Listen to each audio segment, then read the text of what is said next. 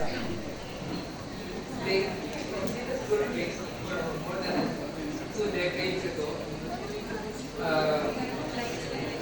This came from yung mindset na three navigators being looked up to yung mga full-time staff. Diba? And dumating ito sa point na parang pag-kay full-time staff, etc. etc. I was working there in the country. Really looked up to full-time staff. And then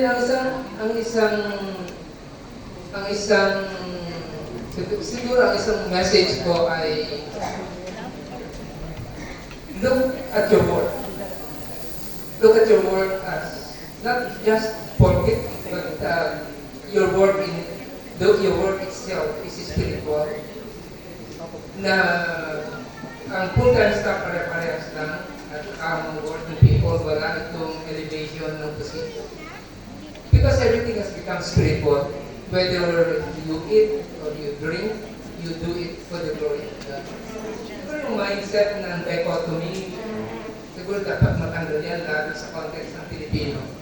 Kaya nga, ang daming spiritual abuses kasi mga spiritual leaders are being looked up to by the parishioners.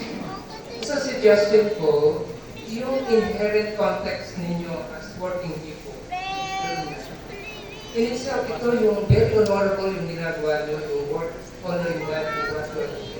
At the same time, i-extend nyo yung inyong context to be able to share your faith to others. But there's no dichotomy now. Everything has become spiritual.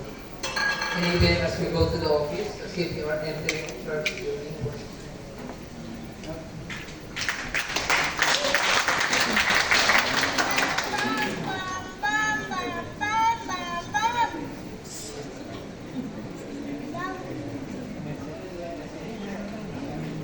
Okay, natatandaan niyo po ba yung will illustration? Ginagamit po ba natin yun? Yes. Okay, pag ginagamit niyo yung will illustration, ano binibigyan niyo ng emphasis? Yung hub, di ba? Christ the center. Alam niyo, yung isa na nag-stick sa mind ko. And I would encourage yun. I hope sa navigators hindi nawala yun.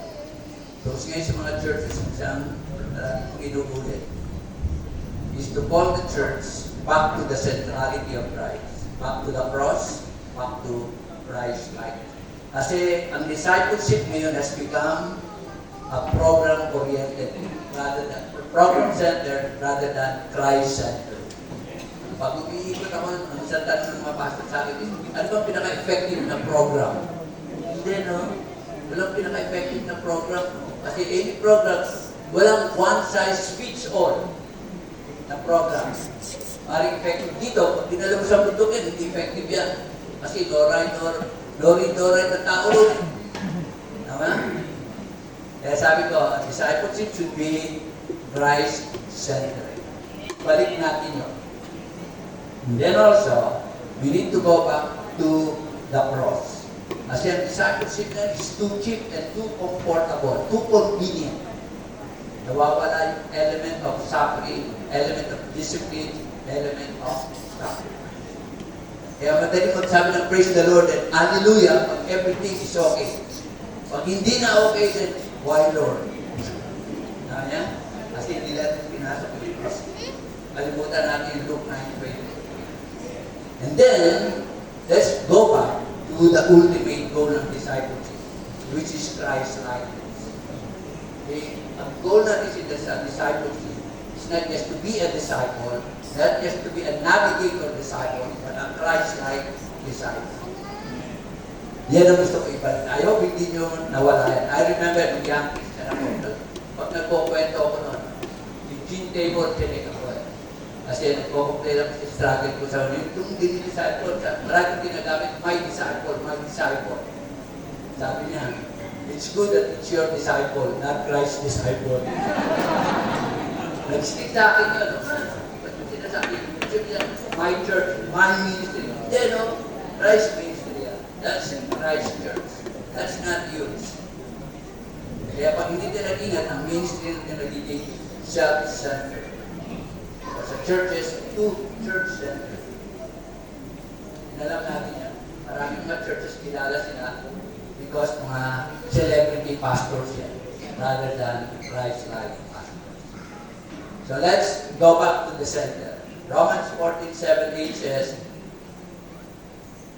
whether if we live, we live to the Lord. If we die to the Lord. So whether we live or die, we belong to the Lord.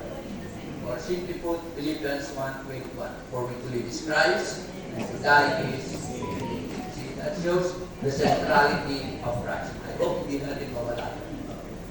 Okay?